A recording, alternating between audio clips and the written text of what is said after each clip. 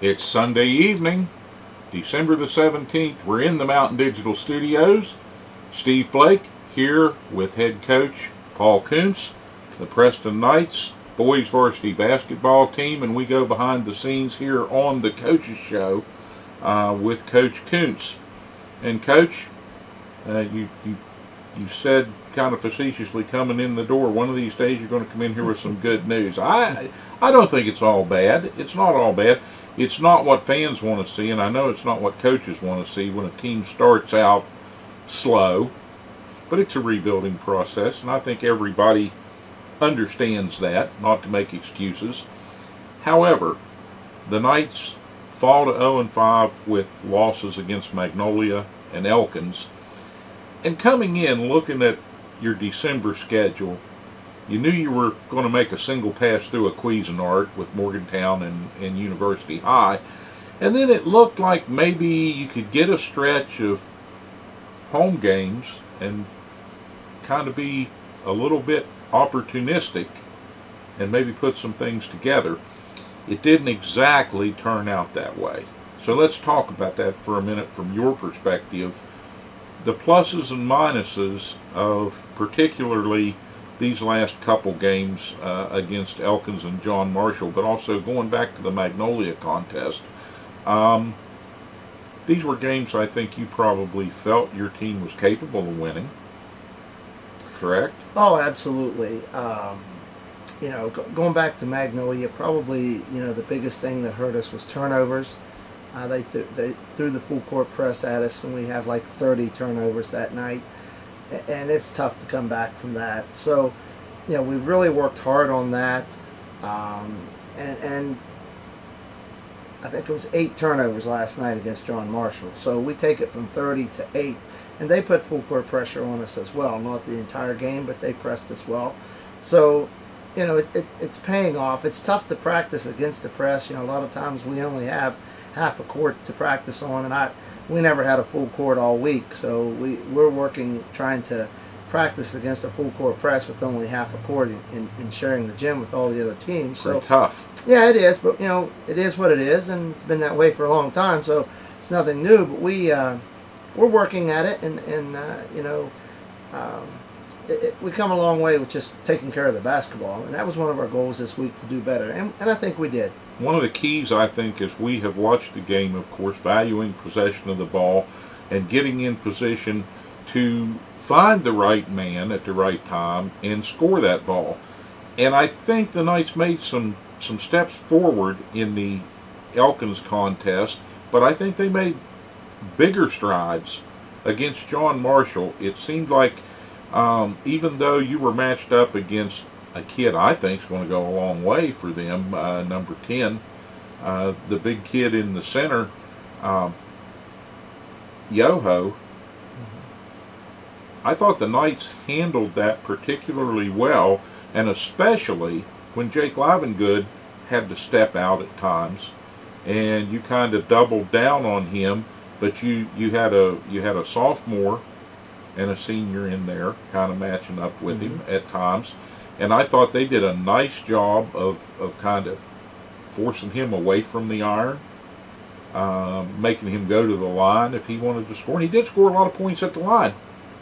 Most big guys don't shoot free throws that well. But I thought the Knights in particular did a good job against Yoho and against his defense, because he was a shot blocker and a shot changer. And as that game went on, Preston had stretches of time when I really felt like our offense was dominant. Well, we was. We ended up playing just about everybody played last night, not just here or there. In the first quarter, Ethan Livengood goes down with a sprained ankle and is out the rest of the game. So Nick Smith has to step in. Jake gets a few fouls, and Matt Thomas comes in. And I tell you, when Matt came in, he started dominating inside. He really did. He's such a big, strong player. Yoho didn't want any part of him, is really what went on. No, the next thing we saw was Yoho was out here playing Pitsnoggle. He wanted to shoot the ball, you know, from the foul line extended or get 10 or 12 feet away. He certainly didn't want any part of that. And I felt like really a lot of their offense, although they had some great speed on that team, but I felt like a lot of the offense really was designed with him at the center of the hub, and that the coaches felt, we get him in foul trouble early, we're in a world of hurt here. And of course we were hopeful that was exactly what was going to happen, but he played his game his way, and he managed to go pretty much all the way for them, and did a good job. And that was part of the difference as the Knights fall, maybe a little unexpectedly, to a John Marshall team that's probably the best John Marshall team I've seen Preston play in a number of years, because normally they are not a powerhouse. Yeah, they you know, they came down and they played University High Friday night. Now they were, according to Max Preps, they were ranked 5th in the state AAA. They were undefeated. Now University took them to the woodshed pretty good, but they're going to do that to just about everybody they play. You know, so you know, they came into our house, you know, wanting to get some redemption back on this trip. So you know, they were fired up. You know, and that's the first game this year. Going into the fourth quarter, we have a 2-point lead, and you know, I kind of got the sense that, you know, we've still got to learn how to put a game away. And you know, when you have a 2-point lead, there's some things you need to make sure you take care of the basketball. Maybe you don't foul as much. I mean, we both shot 22 foul shots last night. The key is John Marshall made 18 of them. We made 12. So you know, we give up 6 points at the foul line. You know, so that was a tough thing. And we made some bad choices in the fourth quarter. But I was very proud of us putting on a good third quarter. I mean, we really put it on them in the third quarter, and we've struggled in the third quarter this year. So, you know, we talked about that at halftime and gave the effort, but the fourth quarter was really the downfall of us last night. Yeah, well, there were none of those disastrous 2-point offensive quarter blowouts that have doomed earlier games in the season, and very, very pleasing for the fans to see that, for us to see that, and talk about it on our broadcast. And I know the coaches had to be loving it. You had a 19-point quarter, which is something the Knights haven't had for a little bit. That in and of itself points to the fact that things are getting better. They may be getting better slowly, but they're getting better. And the boys seem to be starting to gel a little bit, particularly on the offensive end. I see more motion in the offense and less standing around. I don't know how the coaches feel about it, but I think you're getting better play from your guards, and maybe you just need to get them open enough to shoot a little bit more. Well, you know, we changed up the offense a little bit. I mean, we have 2 parts to our offense. You know, we have our stacks, and then we have our triangle motions, and we decided it's time to go more triangle motions, you know, and try to get more looks, and it worked. We did a good job with that. But we normally we'll run that with a 2-guard front, and you know, when Ethan Livengood goes out with the ankle injury, you know, that kind of left us sitting there with Matt Allen as a single guard. So a lot of times, you know, we bring a bigger post player in, and so we're left with one ball handler out front, and you know, that puts everybody else, they've got to step it up, and they did for the most part. You know, again, we made good decisions. We didn't turn the ball over a bunch, so that helped that. But yeah, you're going to see us as the season goes get up and down a little more. But one of the areas that we really have to work on, we've got to score points off of defense. We are probably have scored 10 points off of steals and transition in 5 games. So, you know, our offense is scoring around 55, 56 points a game, and that's with no points in transition. So if we just get 10 or 15 points from steals and transition ball, you know, we're up there around 70 points a game. That wins most games. Yeah, so that's more where you want to be. Yeah. There was a period of time when your front line pretty much consisted of Jake, Nick, and Hayden. I personally liked that lineup and the way they were working together, because you had 1 or 2 guys back there underneath that could rebound and get second chance opportunities, and you had somebody fairly with a stout body that could go out there and knew how to set a hard pick to try and roll those guards clear and get them a shot. And I particularly thought Andrew Lance benefited from it. We just needed to maybe see that happen a little more. It took a little while for them to adjust to that, and your guards made hay while the sun was out, so to speak. Yeah, there's even when Matt Thomas is in there, when Matt Thomas and Hayden Park is in there, there's no two tougher backcourt guys in the area than those two. They'll play tough. They'll do what you got to do to get the job done, and Jake adds a quickness to it. And Nick Smith is in there. He's a slasher to the bucket. I mean, he's still our leading scorer. He's averaging 8 points a game, and he's the leading scorer on the team, and he doesn't start. So he's a sophomore, and he's backing up those seniors. But when he comes in, he makes things happen, and that's we've got to have that from everybody. And I tell you, last night we did. We made a lot of substitutions. And Matt Allen, we put him on number 23, Gunnar Thompson there of John Marshall, and that's their all-state guard. He's first team all-state. He ended up scoring 17, but we went in the box and won in the second half on him, and he only scored 6 points. So, we shut him down, but then Yoho comes back. I mean, that's such a great 1-2 punch, those two. But Matt Allen did a great job with defending him in the second half, and, he gave it his best effort, and we're real proud of that. So, again, a lot of the kids are coming in having to do certain things, maybe a little bit out of their area, but, it's going to all come together. The biggest thing I saw last night, I went in the locker room and they cared. They lost. They really did. They took it hard, and that's what we need. We need them to care. And, we come out every night looking to win, and that's what we're going to come out, this coming week. Tough game, and we're coming out to win. Nice to see Jake Livengood finally shaking off the effects of the flu and getting back into good form there. And I know he was frustrated early. It seemed like for a while he couldn't buy a basket no matter where he was at or how easy the shots seemed to be. And then he kind of got on a little tear there and got loose and made his presence felt.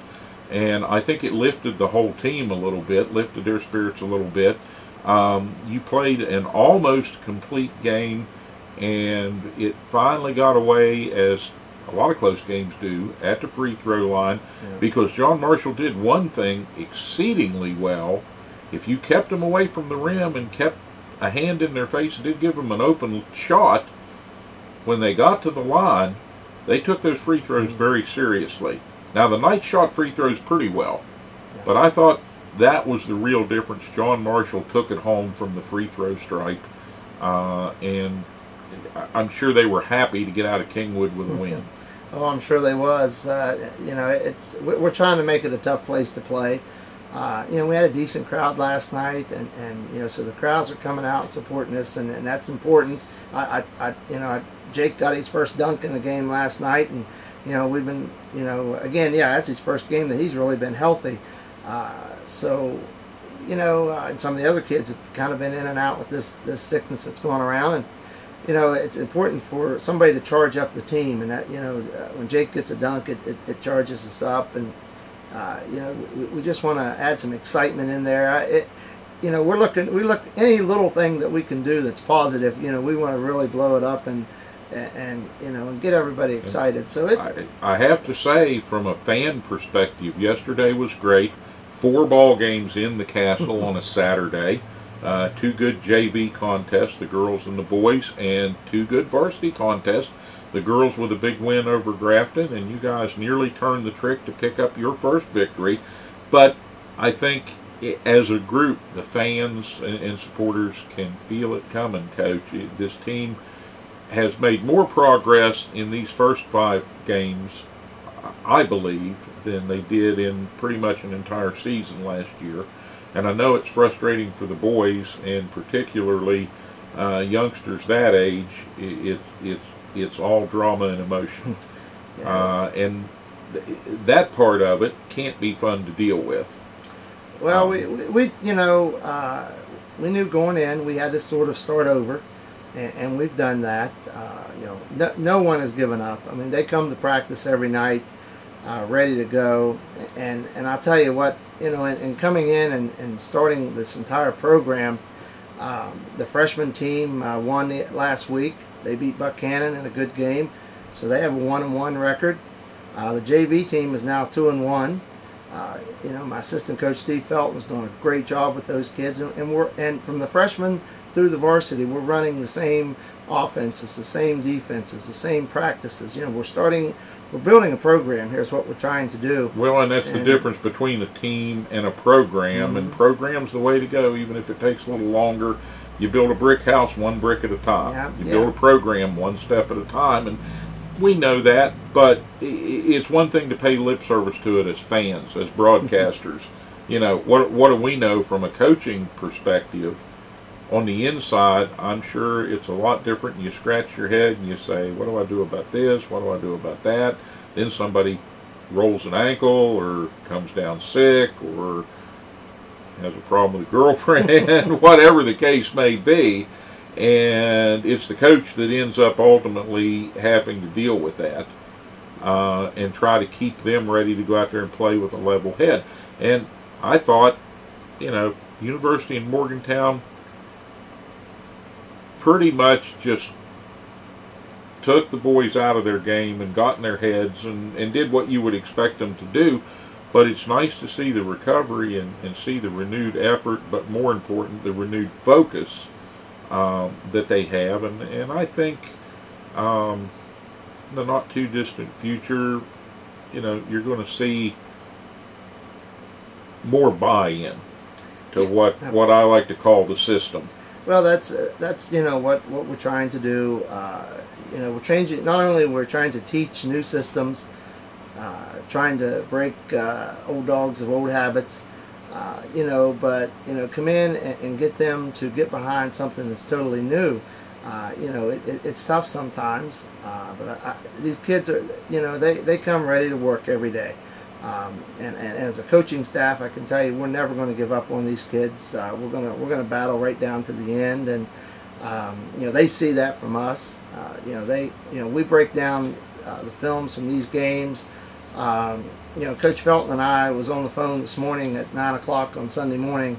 We'd already seen this game 2 and 3 times. By 9 o'clock, I don't think we're not getting much sleep. We're working night and day. To any little thing we can see that we can change or whatever we can do. I got a great staff. We're working together, and the kids are seeing that, and they're working together. We've had no issues so far. Everybody's been great and putting forth the best effort. I'm real proud of that freshman and JV bunch. They're a scrappy bunch. They're really working hard, and the varsity players see that, and we just need to get us a win, and that solves a lot of wounds when you can at least get that first victory and then take off from there. So we're going to keep working, and we'll get it. And December is far from over basketball-wise. You guys have a very full schedule. The rest of the month here, you come out of the John Marshall contest. You get a couple of good days of practice, weather permitting, and it looks pretty good. That there won't be any delays or anything that will affect that. So you get a couple of good days of practice, and then you're going to host Lewis County. And again, that's a game that's sort of, over the last few years, sort of become a little bit more of a rivalry game. Two counties that are very much alike, two schools that are kind of similar in makeup. And Lewis County will come in here. Now, in the post, they're 6'4", 6'5", 6'4". That's a senior, a junior, and a sophomore. And they're probably pretty interchangeable parts at this point to that system, or at least the first two guys are. Other than that, I think it's a very good matchup for the Knights, because most of the rest of that team, you're going to be more than on par with, maybe a little taller, a little bigger, a little stronger, and hopefully faster. The focus on Lewis County will be what in this 2 days of practice coming up, Coach? Well, we'll work on the fronting the post, not letting them get the ball inside. making them shoot tough shots.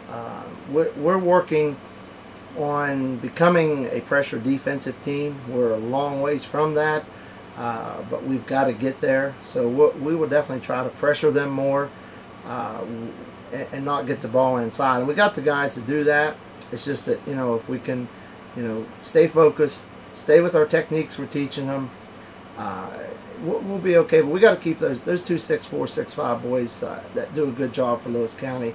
I've seen them take over basketball games, so we've got to keep the ball out of their hands and make their guards and forwards shoot bad shots. So, in our game plan for Lewis County, as I've seen it over today, keep it out of the paint, force them into making mistakes, and we just got to play our game offensively, but we've got to pick up some points off of defense. And I thought our defense would be ahead of the offense, which is usually the case, but right now our defense is kind of behind, and that's just fundamentals. And we're working hard on going back to basics and teaching fundamentals. So it's coming, but Lewis County presents a lot of problems all the way around for us. But again, it's a game that we really want to get, and it's a Big Ten game, and we're only 0-1 in the Big Ten, and we set goals of being in the top 3 or 4 in the conference, and a win here would be really nice. That's an important goal, I think, for the team to have, and something certainly achievable if they can buckle down and maintain their focus. I know that coaches in general and you in particular don't like looking too far down the road. So we'll maintain just within the month of December here a lot of good basketball for fans, and we want to make sure they know about it. Come out to the Castle on Wednesday night, the 20th, 7:30 start for the Varsity. Get there early. Get there and watch the JV and cheer for those guys, because, as the coach said, they're doing a great job and they deserve your support as well. And we always get there early as a broadcast team to get set up, and we have really enjoyed watching the JV this year. And I can tell you, after 18 years of doing this, that has not always been the case. And it's nice to see a program that values the success of the JV and the freshman teams as much as this program seems to at the outset, Coach, because I know for a fact that hasn't always been the case. It wasn't in a lot of prior years that important to the powers that be what the freshman and JV record looked like, as long as they were just out there doing what they were told to do. It's nice for those youngsters to learn early, to have the will to win and the want to win games, and the feeling that it's important, even if it's a JV or a freshman team, to win your games. And so we've enjoyed watching them mature here early in December. You come out of Lewis County, you go back on the road day after Christmas. You will travel to Buchanan and take on the Buccaneers, and that's never an easy place to play. Mm-hmm. First of all, usually about half the lights are out in there, and it's dark, and I think they hide a 6th man down in the corner. I'm not sure, I can't prove it, but it looks like it at times. Now, in all seriousness, another rural county, some big kids usually.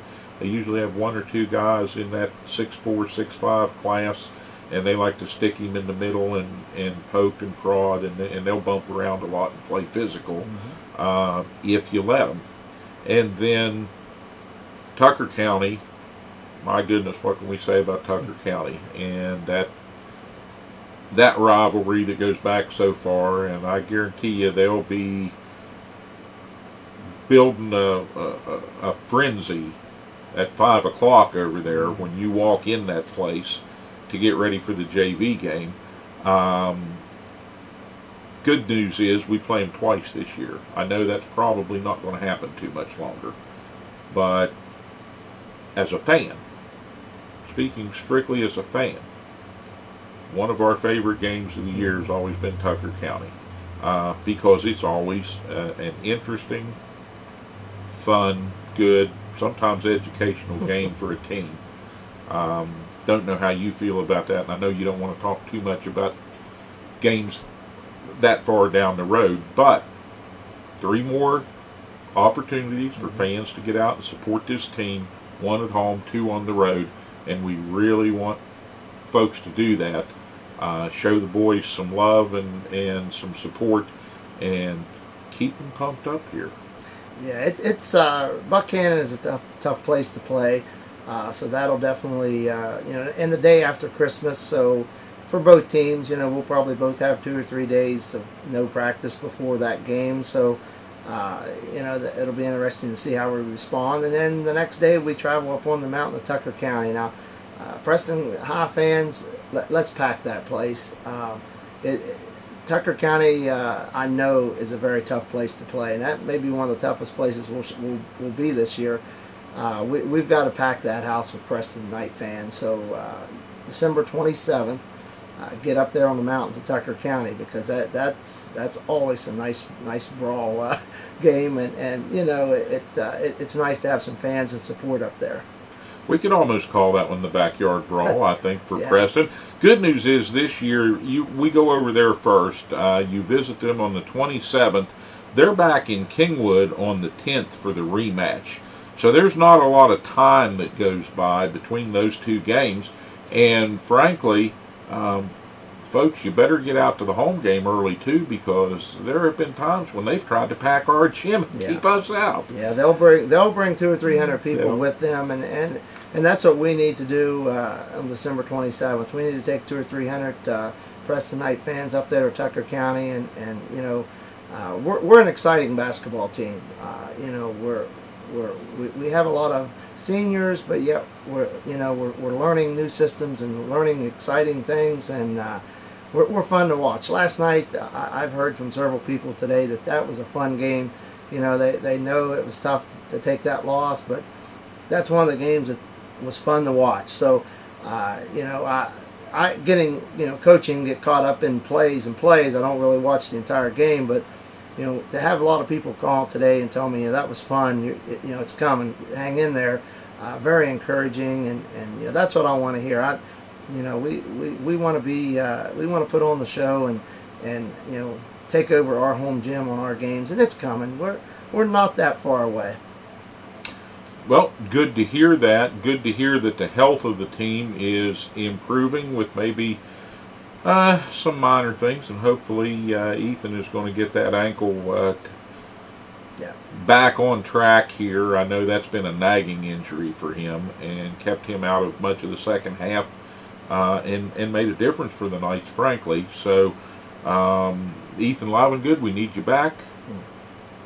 Get that ankle up, get it elevated, get the cold compress. He'll take care of it. I talked to his father earlier today, and he's down, but he'll do all the right stuff. Yeah, we'll get it took care of, get him back, and we can just get everybody completely healthy. The flu bug and strep throat and all the things that went through the team. Hopefully that's all done, and we can be 100% this next couple weeks. Well, weeks. You get it out of the way early, and then it's not hanging around there in the gym. And as broadcasters, we appreciate that too, because I always end up with what I like to call my basketball cold, and I can't talk. And everybody who watches the shows know that Terry and I like to talk, so we can't have that going on. Coach, I want to take just a minute too while we're talking basketball. We do have some middle school coverage. Central and Brewston first up, and that's coming on a delayed basis. Games that were played last week, and Terry and the folks at Tri-State are working to get those ready for your consumption. And we saw some really talented middle school players on both the boys and the girls teams. So you and Coach Brian Miller should both be excited and happy about what's coming up for your programs. We're going to have some more of that Monday evening. The game is at West Preston, and we're going to have West featured in the new gym down there, and that gives us 2 places that we can get in that have enough light for our cameras, and folks get to see some more good Preston County basketball. I know you're extremely busy, particularly this time of the year in the regular season. Do you have your ear to the ground, or are there things you're hearing from around the county about some of these young players coming up that kind of make you smile a little? I tell you what, we've got a group of folks that's out there looking at these teams for us and getting back. And Coach Felton and I went to a game the other night, and we're planning on going to more. We've got them in our date book in January. We're going to go watch. We always want to make sure we go to the Central West and the East and West and the East and Central, and as well as we want to see, Brewston, and we hear Aurora's, they've won a game, and they're coming on, and we'll go see the kids at Rollsburg, and we're going to try. We're going to see every team play this year, and we're going to go over to South Preston a night. That's a key thing. We want to. The big thing on the program I want to do is freshmen, when they come to Preston High, they're going to stay that 1 year together, and we'll find out, who's going to be the players and who's not. We'll keep 12, 14 freshmen, because that has to whittle down. But if you go throwing freshmen in varsity and throwing them on JV and keeping some here, they don't get that teamwork, togetherness. So a little bit of culture shock. Yeah, my program while I'm at Preston, we'll keep freshmen together. Unless somebody comes through that's going to be a D1 prospect or something like that, we might break that rule. But let's keep the freshmen in the program. We have good coaching down there, and we're doing the same thing with the freshmen that we're doing with the varsity. So, it's interchangeable program. That's what successful programs do, Steve. You got to get your feeder schools involved. So we'll work on that. We'll work on some things for this summer to get some of those incoming freshmen playing summer basketball, coming to our summer workouts.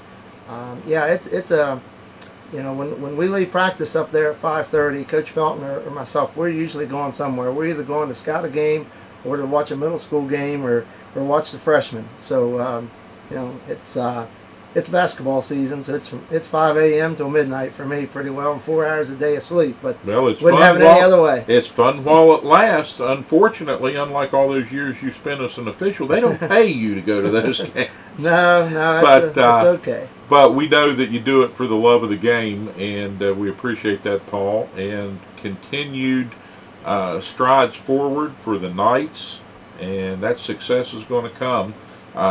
Win number 1, I just feel it's right around the corner. Hopefully we get that against Lewis County at home and give the fans a little pre-Christmas treat. Yeah. We'll be there with another Mountain Digital Tri-State Productions delayed telecast of the Lewis County game. But again, don't let that stop you, folks. Get out there in big numbers. Get out there early. Have a good time in the castle. Join us. Come home. Maybe the next day you catch it on TV on the replay.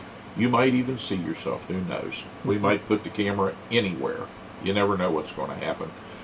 For right now, Coach, any final words for the fans, the players, or anybody at large out there that you want to address before we wrap it up for the night? Well, just, come out, fans, come out and support these kids. They're working hard for you. We want to feed off the fan noise and the excitement and the energy in the gym. So, come out Wednesday night. We need to get that one. Lewis County is going to be tough. I mean, they're going to feature two twin towers in there at 6'5" and 6'4" inside. Going to be a great game, and then the 26th at Buckhannon. And if you can't make that one, make sure you get to Tucker County December 27th. Come early, support the JV kids. It's your team, and we're really trying to make it exciting for you to come and see. So we appreciate that. All right. Well, Coach, we appreciate all the effort that the program is putting forward to entertain the fans and to build good student athletes at Preston High, and to get things turned around and get them back on the winning track. It's going to happen.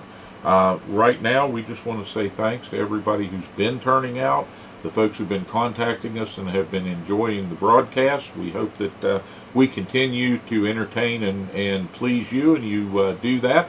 We'll be here next week again with the Coaches Show, And until then, we just want to say thanks very much. Be good to one another. Careful out there. Get to those games, as the coach said. And for Coach Koontz, for myself, everyone here at Mountain Digital, we want to say thank you very much and good night.